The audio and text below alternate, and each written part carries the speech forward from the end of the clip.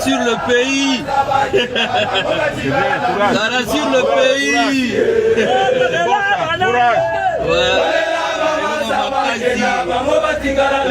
C'est bien, courage.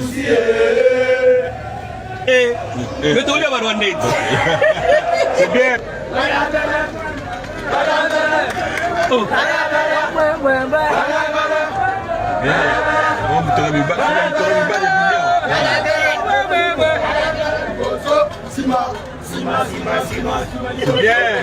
C'est bien, courage. Allez là, mon fort. Oh, la maréchal de maréchal, Siko, c'est bon. Courage, ma petite. Et au Simba. Et au Simba. Salutations et bienvenue fidèles internautes na émission Nabino éveil à conscience patriotique PNHN Nabino Pifo télévision et si quand le baranam pifonion et si quand on pifonion te dénonçaka makambo mabe petoi annonçaka avec pifo courage et amour makambo oya malamu ekoleka na République démocratique du Congo. Bandeko Balandi, nous sommes sans ignorer que depuis semaine oyo euti koleka oyo esengaki na Congolais nyonso toza na vigilance o mokonzi mboka insista ki vigilance c'est pas moi na mboka nyonso mais je pense que vigilance wana ezo continuer ko na biso oyo pende ko exodus asenga toujours ko senga na Congolais nyonso où que nous soyons dans le monde, vous qui êtes aux États-Unis, vous qui vivez en Amérique latine, bino bo vivaka na Australie, na Océanie, mobimba bozali, na Asie, bozali na Afrique, kuna pe na Afrique angele, na Afrique du Sud, bozali fédération na biso, nous vous saluons, bandeko balandi. Donc on sait na motonyon ala musa conscience patriotique na ye pour na botombo miyamboka na biso. Simano eleka ki bandeko tout le monde qui mini congrès et tout le mini sommet, il y a loi d'avoir ba résolution et zoma qui basenga qui retrait dans 48 heures. Il y a ba groupe M23 topé ba terroriste sur le sol congolais.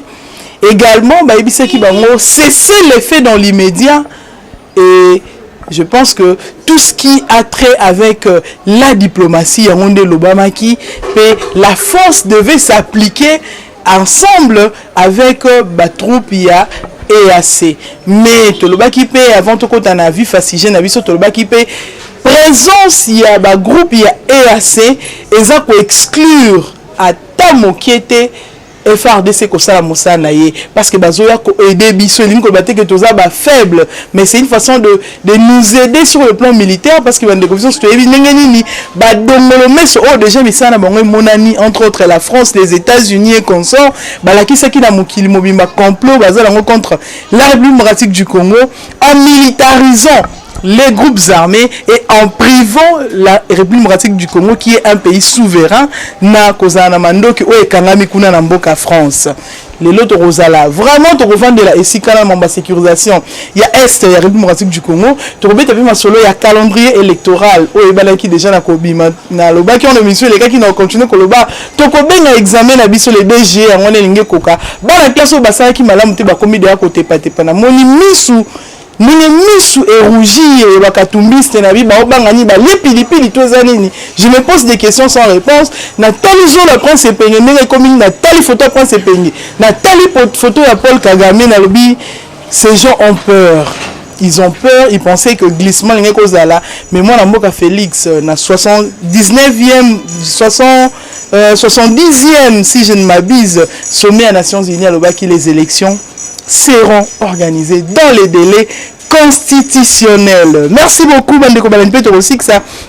Na actualité, il y a la partie socialiste internationale, le CG Azalaki ko séjourné na mboka Espagne, ko soit part na congrès au Esangaki, ba parti socialiste union so dia monde entier. Nengenini Makambelekaki, penini vraiment toki ko retenir na rencontre wana. Merci beaucoup encore une fois pour notre attention et fidélité. D'entrée de jeu tout banane d'abord parce que na lobaki makambo koleka na Congo, seul un Congolais rempli d'amour, un Congolais conscient oyo azana la conscience patriotique ndako zotan ko ça ba analyse ya malamu. J'ai dit tout à l'heure que Mokonzi Mboka azwaki à Lobaka na sommet des Nations Unies que ba élection est organisée dans les délais. et le calendrier est déjà sorti. Déjà mon collègue lobby samedi, aïbaki na kotanga et bien évidemment kobimisa ko rendre public les calendriers électoral. Pe aïbaki koloba na katsa calendrier électoral to lobaki yango déjà to ko répéter pour na bato bazo ça l'assemblée à ko comprendre était que nyon se ko le kamalamu seulement ba contrainte mi balé contrainte à liboso to monaki oh balobaki ezali makambo etali finance.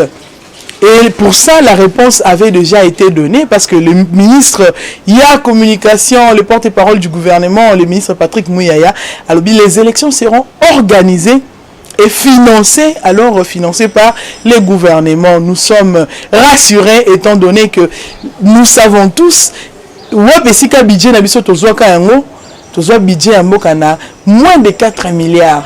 Parce que j'ai toujours dit, il faut faire attention avec la Kabylie. Les kabylistes, quand ils vous parlent de 2000, rassurez-vous, ceux qui vont mis 14 à 2000, bah ça la fierté à 2000, rassurez-vous qu'ils en a assez à 2000, bah le qui va majorer. Ceux qui commencent à bénir, ma bête sur ma solo que brassage et salama, il y a plus de 5000 officiers et il y a 5000 officiers, tu vois, bah que ils qui plus parce que ma bête n'a pas la place publique. Mais aujourd'hui, grâce aux analyses que les uns et les autres, grâce aux recherches que nous faisons, grâce à collecte d'informations, découvrir ma baie, alors ma baie de 4 milliards à plus de 12 milliards aujourd'hui. Na espace il y a 3 ans et demi, donc il y a 4 ans. Quel progrès, quel succès! Quelle réussite! Et cela prouve à suffisance que ceux qui ont mis le gouvernement à cause à mesure, alors à mesure il y a qu'au financer bas élection pour nous respecter les délais constitutionnels. Combien même de font la parenthèse, nous sommes contre ta sécurité. Oh, et ça qui est en 2018 qui est de laisser pour compte pour les anabato nous sommes baleka qui n'a ma ponamité. En 2018 tu es bien n'engeni bande que belé. Pour la situation d'insécurité, bah vandaki sans pour autant que les kanamaponami, sans pour autant moto a exercé et l'enguana kokende kopona moto oh ya lingi. Voilà pourquoi nous les Congolais conscients et patriotes, nous disons qu'il est bien d'organiser les élections, mais il est mieux de penser sécurité avant de penser élection. Parce que tout le monde ezali à côté pour les kobeta ana obalali kuna bakasi balali c'est mal lekele yo ndeko ya Congo yo mutu balia bambongo pona koluka kotinda mwana na yo akende kotanga na mikili ya poto tope oteka bandaku pote bana na yo bakende kotanga na mikili ya poto kasi balia bambongo tala occasion oyo fondation au parler epesi yo pona kotinda mwana na yo akende kotanga na mikili ya poto yango yo lokola na mboka ya Tunisie oza mobimba bakomisi mwana ba université ya kuna nyonso kitoko Chypre, Canada, États-Unis, oza mobimba ya Schengen, ya Dubai, awa nyonso ezali na fondation au parler bazo sunga batu makasi.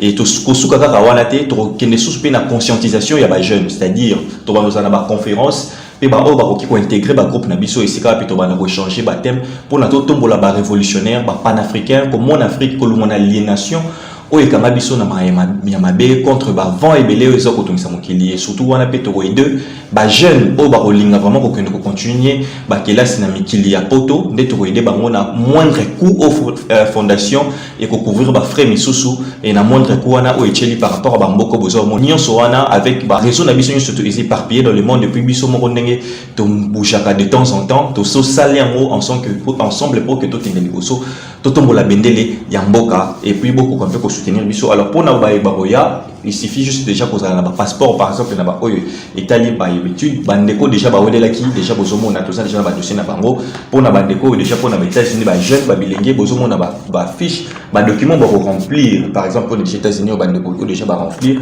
to aider bino de zéro ti na koko ki sa réalité na bino koko ki sa pe projet na bino ba visa na bino ti boko na bamboka bipai na bipai tout ça boko ki koleka ensemble tous à la fort pour to tombola mboka na biso Congo. Adresse ezaka katse moko na avenue Kasavubu numéro 51 51 à l'enceinte du bâtiment Carrefour des Jeunes. Tope obengi bango na ba numéro ya téléphone oyo. Plus 243 82 1 006 172.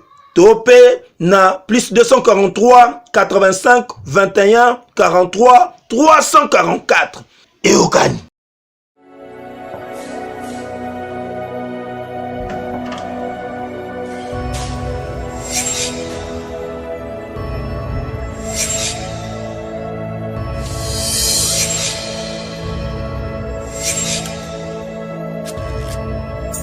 Abonnez-vous sur Pifo Télévision, vous informer sur notre devoir.